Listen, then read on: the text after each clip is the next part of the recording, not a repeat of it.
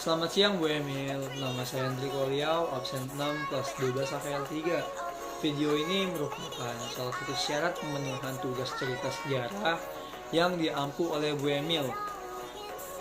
Sejarah penemuan sistem handphone atau yang kita kenal dengan seluler ditemukan oleh Martin Cooper, seorang karyawan di pabrik Motorola pada tanggal 3 April pada tahun 1973.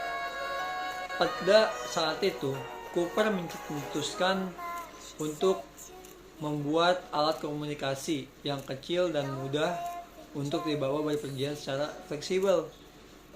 Dari situlah sebuah tantangan hadir, yaitu sebuah perangkat kecil yang memiliki komponen atau material elektronik di dalamnya dengan model pertama telepon genggam itu adalah Motorola dengan mengasung sistem DynaTAC, Dynamic Adaptive Total Area Coverage. Nah, akhirnya sebuah telepon genggam pertama lahir pada 21 September tahun 1983 dengan berat sekitar 2 kg. Saat itu, komunikasi tersebut dijual dengan harga $3.995 Amerika Serikat atau setara dengan 39 juta.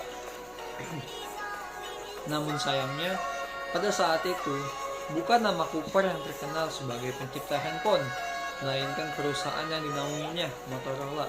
Telepon genggam ini adalah merupakan prototipe handphone yang dibuat oleh Motorola.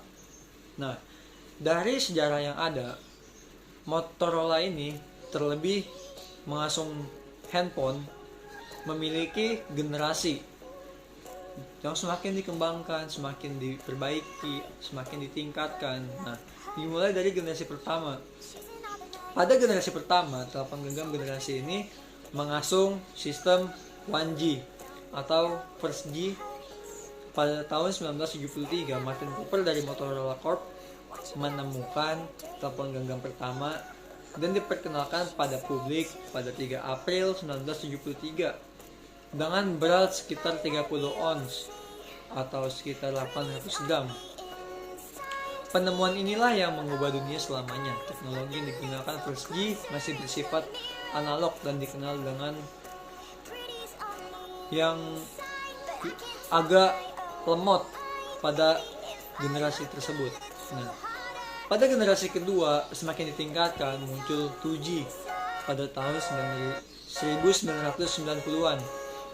Di Amerika Serikat menggunakan teknologi CDMA, sedangkan di Eropa menggunakan teknologi GSM. Nah, apa sih keunggulannya pada generasi kedua ini? Sinyal radio yang lebih rendah, sehingga mengurangi efek radiasi yang membahayakan penggunanya. Yang pastinya tekanannya tidak lebih besar dari generasi pertama. Nah, di generasi ketiga semakin ditingkatkan lagi dengan teknologi yang lebih canggih lagi, yang lebih ditingkatkan. Mengasung sistem teknologi 3G yang sudah berada pada tahun 2000-an ini sudah ada. Dimasukkan juga operasi smartphone sehingga membuat fitur semakin canggih, semakin lengkap dan mendekati fungsi komputer personal. Sistem operasi yang digunakan antara lain Android, iOS, Symbian, dan Windows Mobile. Nah, di generasi ketiga ini semakin ditingkatkan lagi karena manusia selalu merasa kekurangan dengan apa yang sudah ia dapatkan. Terus ditingkatkan lagi dan terbentuklah generasi keempat.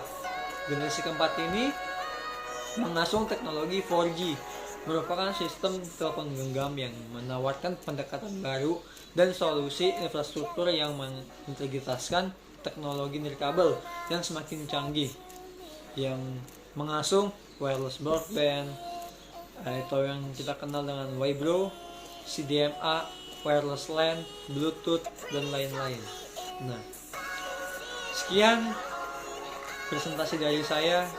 Maaf bila ada kesalahan kata dan pengurangan kalimat. Mohon maaf.